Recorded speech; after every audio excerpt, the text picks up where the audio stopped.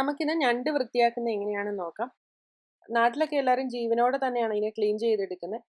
നമുക്കത്ര ചെയ്ത് ശീലമില്ലാത്തതുകൊണ്ട് അപ്പോൾ അത് കുറച്ച് പ്രയാസമായിരിക്കും. ഈ ജീവനുള്ള ഞണ്ടിനെ ഒരു പേപ്പർ ബാഗിൽ ഇട്ടിട്ട് 1 മണിക്കൂർ ഫ്രീസറിൽ വെക്കുക. അപ്പോൾ അതിനുശേഷം നമ്മുടെ സിങ്കിനകത്തോട്ട് ഇട്ടിട്ട് നല്ല തിളച്ച വെള്ളം അതിൻ്റെ മുകളിലേക്ക് ഒഴിക്കുക. എന്നിട്ട് പെട്ടെന്ന് തന്നെ തണുത്ത വെള്ളം ഒഴിച്ചിട്ട് അങ്ങ് കഴുകിയെടുത്താൽ മതി. അപ്പോൾ പെട്ടെന്ന് തണുത്ത വെള്ളം ഒഴിക്കുന്നത് അത് വെന്ത് പോകാതിരിക്കാൻ വേണ്ടിയിട്ടാണ്. ആദ്യം ഒരു ബ്രഷ് ഉപയോഗിച്ചിട്ട് നന്നായിട്ടൊന്ന് ക്ലീൻ ചെയ്തെടുക്കണം. എല്ലാം ഇതേപോലെ ക്ലീൻ ചെയ്ത് മാറ്റി വെക്കാം. ഇനി ഇതിനെ എങ്ങനെ വൃത്തിയാക്കി എടുക്കാൻ നോക്കാം.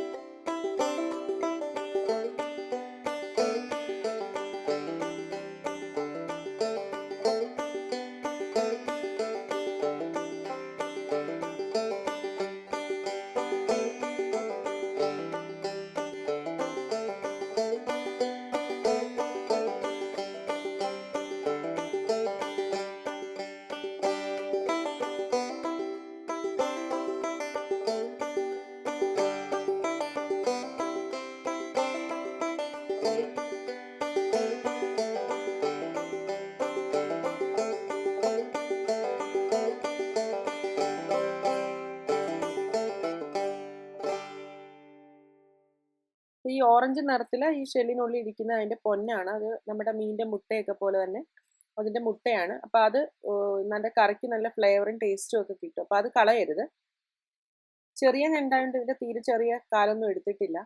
നമ്മൾ ഫ്രഷ് ഞണ്ട് മേടിക്കുമ്പോൾ എപ്പോഴും നല്ല ജീവനുള്ള നല്ല ആക്റ്റീവ് ഞണ്ടിനെ മാത്രമേ മേടിക്കാവൂ. ചത്തിട്ടുള്ള ഞണ്ടിനെ വാങ്ങിക്കരുത്. അതിൻ്റെ മീറ്റെല്ലാം അങ്ങ് വെള്ളമായിട്ട് ഉരുക്കിപ്പോവും. പിന്നെ ഇത് ചെറിയ ഞണ്ടായതുകൊണ്ട് ഞാൻ രണ്ടായിട്ട് മുറിക്കുന്നില്ല. വലുതാണെങ്കിൽ രണ്ടായിട്ട് മുറിച്ചെടുക്കണം. പിന്നെ എപ്പോഴും നമ്മൾ മുറിക്കുന്നതിന് മുന്നേ നന്നായിട്ട് കഴുകിയെടുക്കണം. ഇത് മുറിച്ചതിന് ശേഷം, ഇതിപ്പം ഞാൻ മുറിക്കാത്തത് കൊണ്ടാണ് ഇങ്ങനെ കഴുകിയെടുക്കുന്നത്. ഈ ഓറഞ്ച് നിറത്തിലുള്ള അതിൻ്റെ പൊന്ന് മാത്രമേ ഞാനിപ്പോൾ എടുക്കുന്നുള്ളൂ. ഈ ലൈറ്റ് കളറിലുള്ളത് അതിൻ്റെ വേസ്റ്റാണ്.